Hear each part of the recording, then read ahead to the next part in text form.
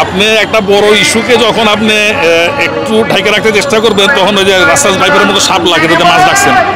আন্দোলন এমন একটা রাস্তা, পৃথিবীর সমস্ত অন্যায়, সমস্ত অবিচার আন্দোলনের মাধ্যমে দূর হয়েছে।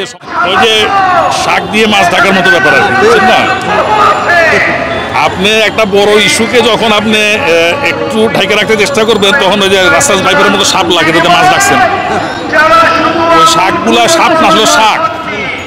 রাসেল ভাইপার এটা বহুত প্রাচীন একটা প্রাণী, এটা বিষধর সাপ, যেটা বাংলাদেশে মাঝখানে একটু বিলুপ্তির পথে ছিল, কিন্তু এটা মোটামুটি সব জায়গায় ছিল, বিশেষ করে পদ্মা পার অঞ্চলগুলোতে দেখা পাওয়া যেত। তো এটা হঠাৎ করে কেন শহরে গ্রামে গঞ্জে ছড়ায় পড়লো, বা আদৌ কি ছড়াইছে কিনা, নাকি আমরা মুখে মুখে ছড়াই ফেলাইলাম, মানুষের জনমনে আতঙ্ক সৃষ্টি করলাম, বা কোনো কিছু ঢাকার জন্য এটাকে হাইলাইটেড করলাম কিনা, সেটা তো ভাবার ব্যাপার অবশ্যই। ওনাদের ব্যাপারগুলোতে এখনো মামলা হয়নি, তদন্ত হয় নাই। তো যে ঘটনাগুলো আমরা শুনছি সেটা জাতি হিসেবে আমাদেরকে লজ্জিত করে। জাতি হিসেবে, এদেশের মানুষ হিসেবে আমাকে খুব লজ্জিত করে। যে দেশের মানুষ এখনো পেট ভরে ভাত খেতে পারে না, সেই দেশের একজন সরকারি কর্মকর্তা, শুধু উনি কেন, কয়েকদিন আগে একজন এনডিআর কর্মকর্তা নামও শুনলাম, ওনারা টাকার পাহাড় করে বসে আছেন, বিভিন্ন বড় বড় পার্ক, বিভিন্ন বড় বড় অ্যাপার্টমেন্ট। কি দরকার এগুলো তাও জানি না, তবে এগুলো নিন্দনীয় এবং এগুলা জাতি হিসেবে আমাকে লজ্জিত করে। আমাদের তো দাবি পরিষ্কার, আমরা জনগণকে সাথে নিয়ে মাঠে এসেছি। আমাদের তিনবারের প্রধানমন্ত্রী দেশনেত্রী বেগম খালেদা জিয়ার মুক্তি এবং সুচিকিৎসার জন্য বিদেশে প্রেরণের যে আমাদের দাবি, যে আন্দোলন, আমরা বিভিন্ন পর্যায়ে এসে চেষ্টা করে যখন দেখলাম যে না, আমরা সরকারের কাছ থেকে কোনো সহযোগিতা পাচ্ছি না, তখন আমরা রাজপথ জনগণের সাথে এসে নেমেছি। তো জনগণকে সাথে নিয়ে যে আন্দোলন করে আমরা এই আন্দোলনের মাধ্যমে আমরা দেশনেত্রী বেগম খালেদা জিয়াকে মুক্ত করব।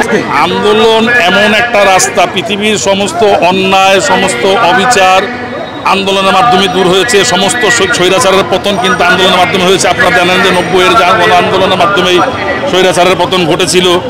আমরা আন্দোলনের মাধ্যমে সংগ্রাম যুদ্ধ করে আমরা দেশ স্বাধীন করেছি।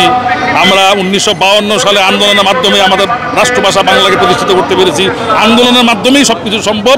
আমরা সেই আন্দোলনেই আছি এবং আমরা জনগণের সাথে আছি। সবচেয়ে বড় কথা, জনগণ আমাদের সাথে আছে, আমরা জনগণের সাথে আছি।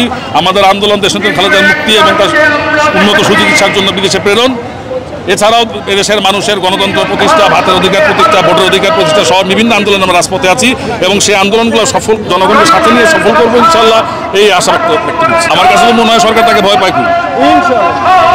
সরকার তাকে প্রচণ্ড ভয় পায় এবং সরকার যে অবৈধভাবে ক্ষমতায় টিকে আছে, বিনা ভোটে দিনের ভোট রাতে করে, বিনা ভোট করে, তারপর আমি স্বামী নির্বাচন করে যেভাবে ক্ষমতায় টিকে আছে তারা, বেগম খালেদা জিয়া যদি আজকে বাইরে থাকতেন, তিনি যদি আজকে রাজপথে থাকতেন, তাহলে সরকার হয়তো তার মস্তক হারাবে, এই চিন্তা করে হয়তো তারা তাকে ভয় পেয়ে তাকে হয়তো কারাগার থেকে মুক্তি দিচ্ছে।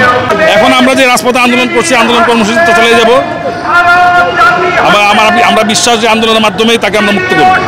আমার দেশের জায়গা ব্যবহার করবে ভিনদেশি একটা রাষ্ট্র, তাতে করে আমার লাভ লস কি, আমি কি লাভবান হব কিনা, নাকি আমি শুধুই দিয়ে যাব, পাবো না কিছুই বিনিময়ে, সেই রকম কিছু হলে তো অবশ্যই এটার বিরুদ্ধে আমরা করব।